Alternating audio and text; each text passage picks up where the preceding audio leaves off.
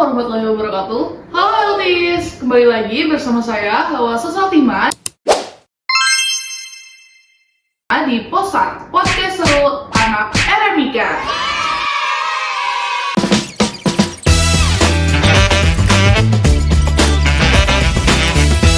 Di sini aku bareng mahasiswa ganteng dari jurusan rekam medis dan informasi kesehatan nih. Di sini aku ditemenin sama Kak Zaini. Perkenalkan dulu kali ya Kak ke teman-teman semuanya. Ya, mohon perkenalkan, nama saya Muhammad Fikri Zaini. Saya dari jurusan rekam medis dan informasi kesehatan tingkat 2.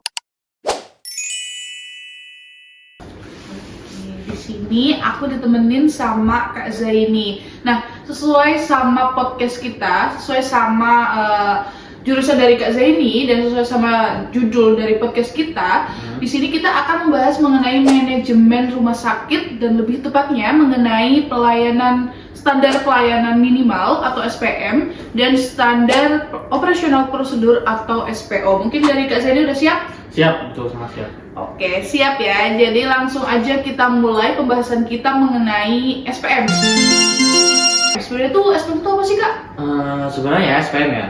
SPM adalah singkatan dari standar pelayanan minimal. Jadi adalah standar yang ditetapkan oleh pemerintah nih untuk memastikan bahwa setiap rumah sakit memberikan pelayanan kesehatan yang sesuai dengan kualitas minimal yang diharapkan.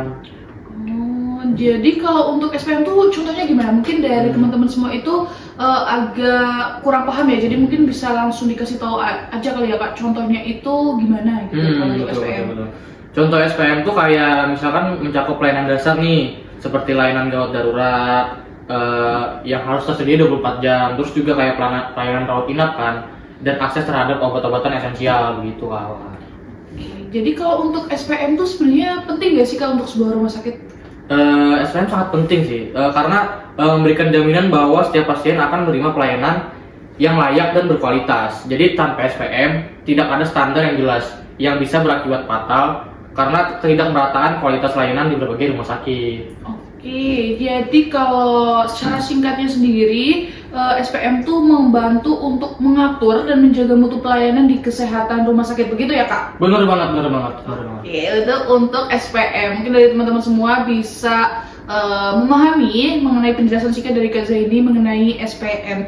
Mungkin kita langsung next aja kali ya Kak untuk topik selanjutnya, yaitu SPO, Standar Operasional Prosedur. Betul banget. Sebenarnya SOP sih. Oh iya, sorry. SOP ya. Betul ya. Sorry. Jadi singkatnya SOP adalah singkatan dari Standar Operational Procedure yang berisi dokumen, instruksi, dan langkah-langkah rinci tentang bagaimana suatu tugas dan prosedur yang harus dilakukan oleh sebuah organisasi atau rumah sakit.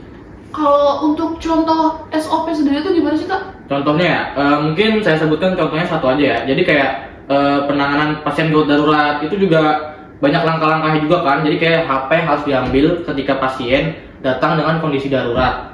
Jadi seperti pemeriksaan awal, penilaian kondisi pasien, dan juga tindakan yang harus segera dilakukan.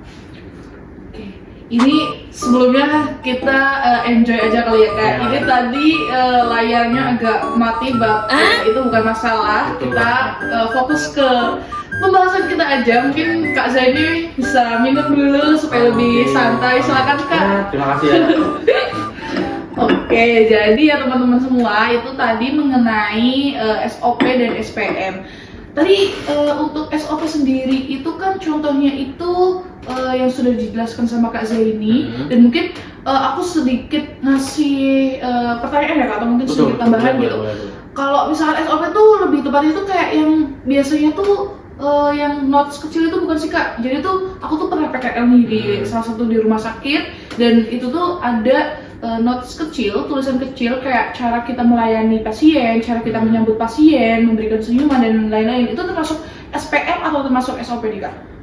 Sebenarnya itu lebih masuknya ke SOP sih. Jadi kayak kita kan sebagai apa sih pelayan tim medis kan, dia harus kita harus sesuai dengan SOP. Jadi kayak dengan adanya SOP nih, semua anggota tim medis itu tahu apa yang harus dilakukan sehingga pelayanan itu lebih efektif dan juga aman.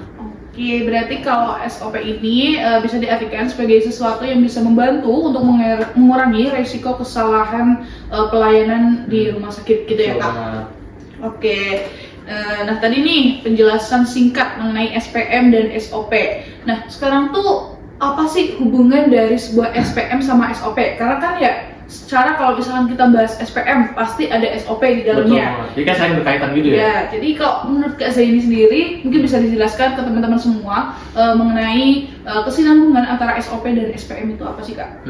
Jadi SPM itu memberikan standar minimum yang harus dipenuhi oleh rumah sakit. Nah, sedangkan SOP itu adalah panduan langkah demi langkah untuk mencapai standar tersebut. Jadi mereka saling melengkapi gitu. Jadi tanpa SOP sulit untuk mencapai SPM. Jadi kayak tanpa SPM juga tidak dapat menjadi SOP yang efektif gitu.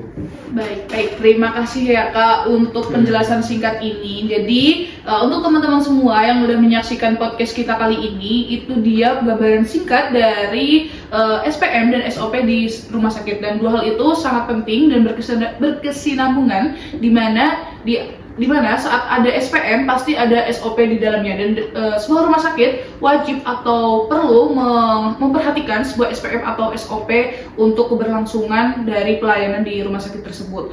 Mungkin mungkin itu aja kali ya Kak percakapan di podcast kita kali ini, di episode kita kali ini. Aku mau ngucapin terima kasih banyak untuk Kak Zaini yang sudah mau berkenan hadir ke podcast kita kali ini dan mau membagi ilmu, share ilmu yang sangat bermanfaat untuk adik-adik dan teman-teman semua yang menonton. Nah, sama-sama juga untuk Kak Hawa, karena ya sangat senang ya datang ke podcast ini. Ya semoga informasi yang saya sampaikan itu bisa bermanfaat.